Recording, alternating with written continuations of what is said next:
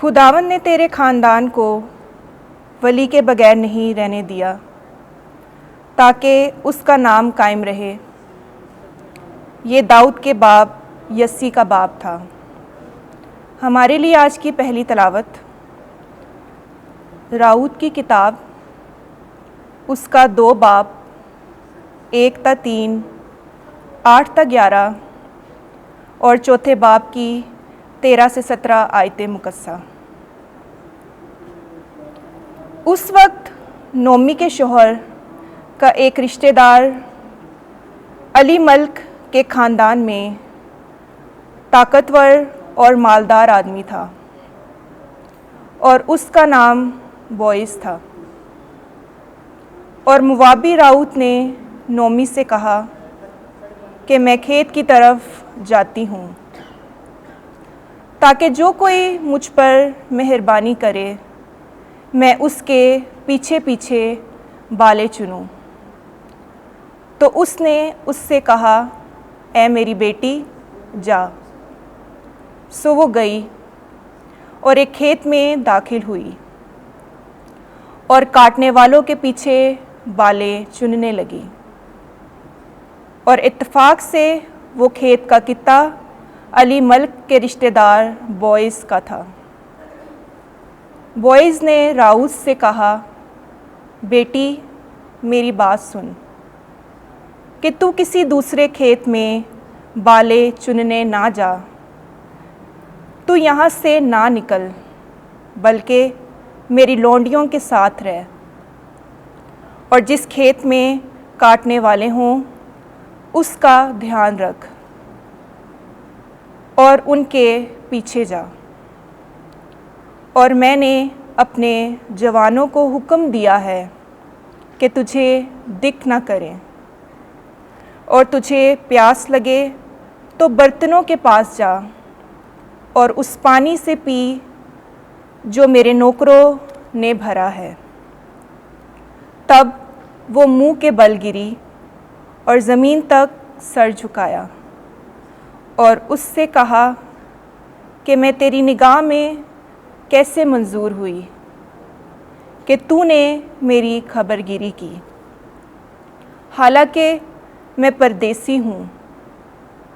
Boys ने उससे जवाब में कहा कि तेरे शोहर के मरने के बाद जो कुछ तूने अपनी सास से किया वो सब कुछ मुझे बताया गया है कि कैसे तूने अपने बाप को और अपनी माँ को और अपनी पैदाइश के वतन को छोड़ा और उन लोगों में जिन्हें तू पेशतर से ना जानती थी आई।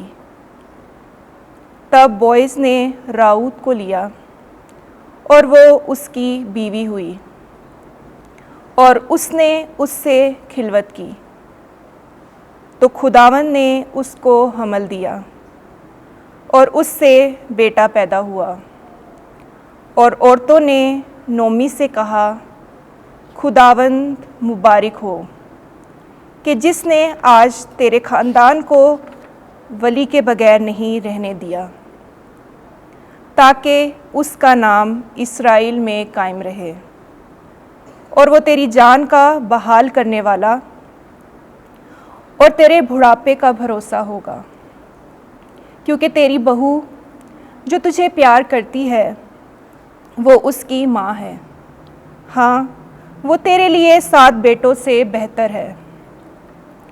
और नोमी ने उस लड़के को लिया और अपनी गोद में रखा और उसकी अना हुई और उसकी हमसाया औरतें उसका नाम रखकर बोलीं कि नोमी के लिए बेटा पैदा हुआ और उन्होंने उसका नाम ओबेद रखा। और वो यस्सी का बाप था जो दाऊद का बाप है। पाक कलाम के पढ़े और सुने जाने पर खुदा की बरकत हो। ज़बूर 128। जमायती जवाब, मुबारक है वो जो खुदावंद से डरता है। मुबारक है तो जो खुदावंद से डरता है, जो उसकी राहों पर चलता है, क्योंकि तू अपने हाथों की मेहनत खाएगा। जमायती जवाब, मुबारक है वो जो खुदावंद से डरता है। तो मुबारक और सादतमंद होगा। तेरी बीवी तेरी चारदीवारी में फलदार ताक की मानिद होगी। तेरी औलाद तेरे दस्तरख्वान के गिर्द जैतून की शाखों की तरह होगी। जमायती जवाब, मुबारक है वो जो खुदावंद से डरता है। देख, यूं ही मुबारक वो शख्स है जो खुदावंद से डरता है। खुदावंद तुझे सयून से बरकत दे तेरी तमाम ज़िंदगी के दिनों में। जमायती जवाब, मुबारक है वो जो खुदावंद से डरता है। खुदावंद आपके साथ हो। इंजील मुकद्दस मत्ती के मुताबिक, ऐ खुदावंद तेरी तमजीद हो। 23वां बाब पहली आयत से 12वीं आयत तक।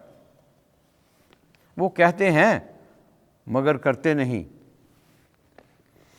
एक दिन यीशु ने हजूम और अपने शागिर्दों से बात करते हुए कहा कि फ़की और फरीसी मूसा की गद्दी पर बैठे हैं। बस जो कुछ वो तुमसे कहें वो सब अमल में लाओ और मानो, लेकिन उनके से काम ना करो, क्योंकि वो कहते हैं मगर करते नहीं। वो ऐसे भारी बोझ जो उठाए नहीं जाते बांधते और लोगों के कंधों पर रखते हैं, लेकिन आप उन्हें अपनी उंगली से भी हिलाना नहीं चाहते। वो अपने सब काम लोगों को दिखाने के वास्ते करते हैं, क्योंकि वो अपने तावीज़ चौड़े और अपने फुंदने बड़े बनाते हैं। वो ज़ियाफ़तों में सदर नशीनी और इबादत खानों में आला दर्जे की कुर्सियाँ और बाज़ारों में कोरनिशात और आदमियों से रब्बी कहलाना पसंद करते हैं, मगर तुम रब्बी ना कहलाओ, क्योंकि तुम्हारा मुर्शिद एक ही है और तुम सब भाई हो। और ज़मीन पर किसी को अपना बाप ना कहो, क्योंकि तुम्हारा बाप एक ही है जो आसमान पर है। और ना तुम मुर्शिद कहलाओ, क्योंकि तुम्हारा मुर्शिद एक ही है, यानी अल मसीह। जो तुम्हें बड़ा है वो तुम्हारा खादिम हो। और जो कोई अपने आप को बड़ा बनाएगा वो छोटा किया जाएगा, और जो कोई अपने आप को छोटा बनाएगा वो बड़ा किया जाएगा। इंजील मुकद्दस के वसीले से हमारे गुनाह मुआफ़ किए जाएं। ऐ मसीह तेरी सताइश हो।